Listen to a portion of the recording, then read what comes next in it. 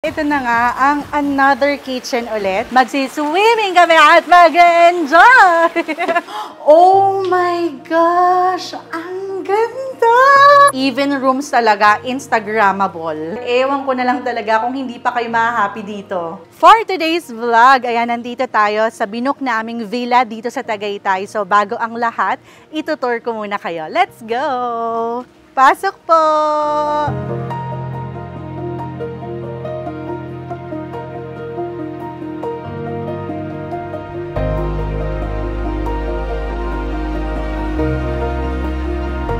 Alam nyo, dito pa lang sa pinto, malalaman nyo na kung bakit kami na in love dito sa King's Villa.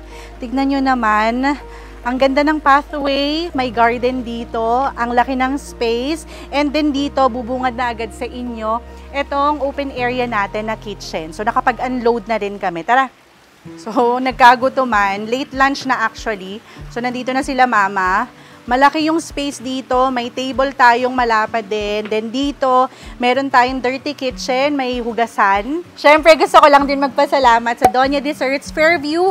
Ayan, ang dami nilang pinadala ng mga brownies, mga desserts na pwedeng-pwede naming ma-share sa aming mga kaibigan, pamilya. Maraming salamat po. I-search nyo ang kanilang Facebook page, Doña Desserts Fairview. So, pwedeng-pwede kayo maka-order doon. Kung gusto nyo lang matikman, kung gusto nyo ng pampasalubong, pangregalo, pang-giveaway, ang dami niyong options doon. Grabe, may natatakam na si Daddy O. Sige, buksan natin tong isa. Ipapakita ko sa inyo. Alam nyo, noon pa man, order na rin talaga kami sa Doña Desserts, mga ensaymada. Ang dami nilang pastries, ang dami nilang options. Pero ngayon ko lang matitikman itong kanilang brownies. Mini brownies to, diba? So, perfect talaga pang sharing. Tikman natin. As usual, malambot. Wow! Uy!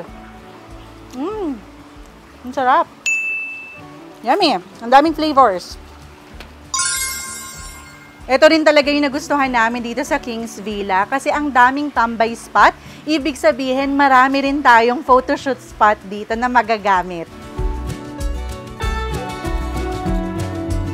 Isa rin sa tinitignan ko kapag nagbubook kami ng villa man yan or any accommodation is yung CR, yung toilet nila. Tignan natin kung malinis. In fairness, mabango, maganda rin. Tignan natin yung kabila. Ano ba tong kabila? Tignan nyo to! Ang ganda rin ito. Ang daming spot. Ano kaya to? Stock room yata to.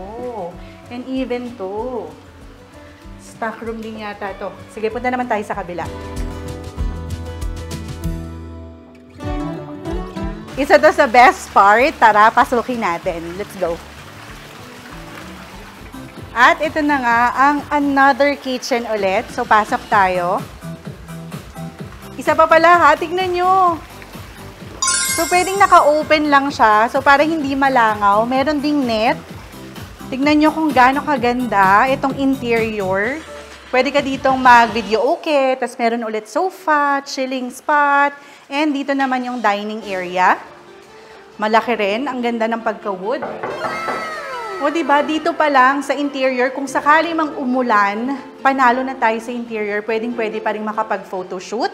Then, meron ulit ditong kitchen. Ang ganda. Alam nyo, lahat ng naiisip namin na kailangan namin, mga necessities man yan, nandito na. So, labas naman tayo ngayon. Ipapakita ko sa inyo yung mga rooms.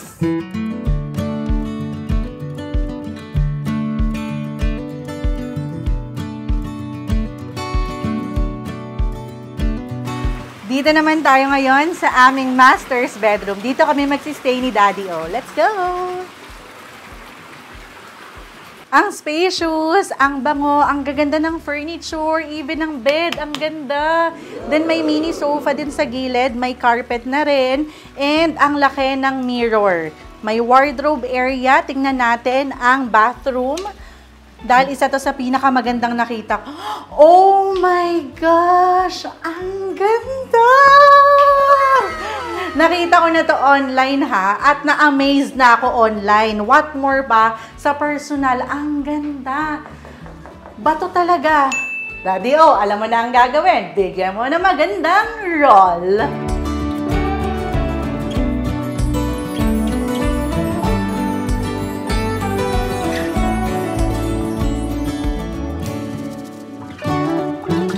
Sabi ko naman sa inyo, from ceiling to floor, ewan ko na lang talaga kung hindi pa kayo ma-happy dito. Next room naman tayo. Ay, by the way, ayan, nandito na rin naman tayo. Meron din pala ditong playground at may another tambayan spot. Ang laki, di ba? Ang saya!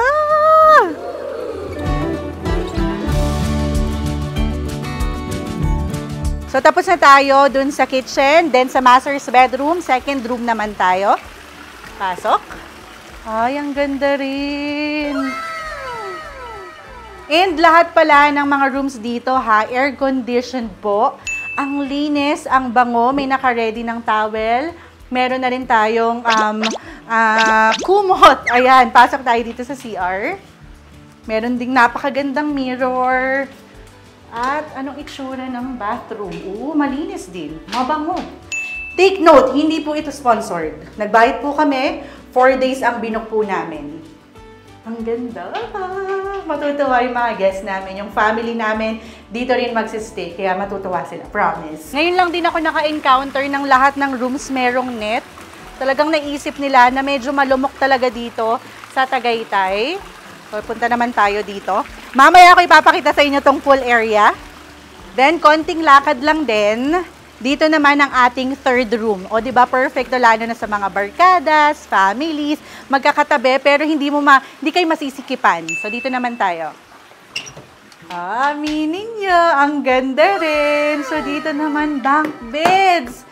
So, ang dami talagang pwedeng magsama-sama, ang daming pwedeng invite kapag ganito kalaki at kaganda yung location. So, meron ng bunk beds dito. I think 2, 4, 6, 8. 8 ang kasya dito. Then, pasok tayo sa CR. Same din ng CR kanina, ganito. So, I think ang pinakamaganda talaga is, syempre, yung sa masters. So, ganyan din yung CR. Mabango, malinis. So, labas tayo. So, bigyan ko lang din ng magandang highlight to, di ba? Perfect din to pang photoshoot. So, may nakalagay na dyan Kings Villa. Or kapag nag-swimming kayo, pwedeng-pwede kayo ditong mag-relax. Konting lakad lang din, konting kembot lang. Another room na naman. Ano natin? Okay. So, same lang din pala. So, bunk beds. O, diba? So, marami talagang ma-occupy itong Kings Villa. So, same lang din naman dun sa previous room. May bunk beds and then yung toilet. So, per room, meron po talagang comfort room. Punta naman tayo sa kabilang room. At, para sa ating last room, let's go. Itutour ko na kayo. Ayan. Ito yung pinakabungad na room. Malapit din sa pool. At tingnan nyo, ha. Ang ganda talaga ng interior, even itong mga decors, ang ganda rin. So, even rooms talaga, Instagrammable. At isa rin sa maraming reasons bakit ko napili itong Kings Villa. Tignan nyo naman itong pool. So, bawat room, pool yung pinaka-view. Ang ganda, very relaxing. So, yung rooms pala ha, ano to, glass to. So, kitang-kita. Diba?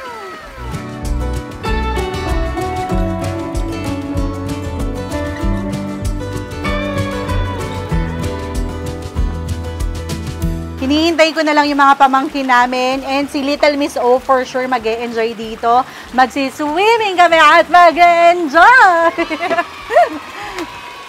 So ayan, syempre kasama rin natin si Little Miss O at si Daddy O.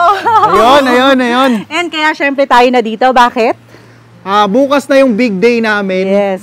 Bukas na ang aming renewal of vows at dito nga ang aming prep area sa Kings Villa. Again, this is not sponsored. Talagang pinili namin to dahil maganda sa mga reviews pa lang, no? Yes, at nung nag-ocular kami dito, sobrang natuwa kami. And ang masasabi ko lang, dahil nga bago tong villa na to, lahat bago. Diba? Ang ganda lahat. Hindi mo kang kumbaga yung lahat pinaggamitan or what, lahat bago. Ang linis.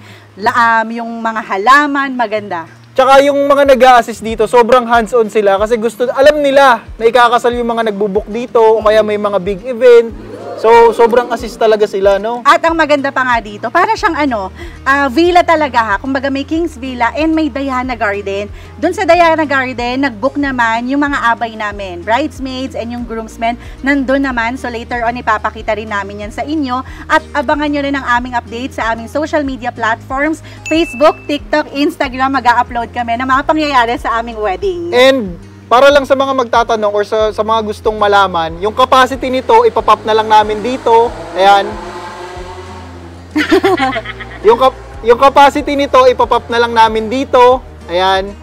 And kung hindi kayo dito magkasya, tulad nga ng sinabi ni Mami O, meron pa tong katabing villa, as in lalakarin mo lang, tatawid ka lang. So, merong Casa Zacarias and meron ding Diana Garden. Pero dalawa yung binook namin. Pag-iisipan namin kung ibubuk pa namin yung kabila kapag nagkasayahan. Okay, okay. Ayun lang naman. So, i-search nyo lang sa Facebook, Kings Villa or Diana Garden Villa. Doon na lang kayo mag-inquire.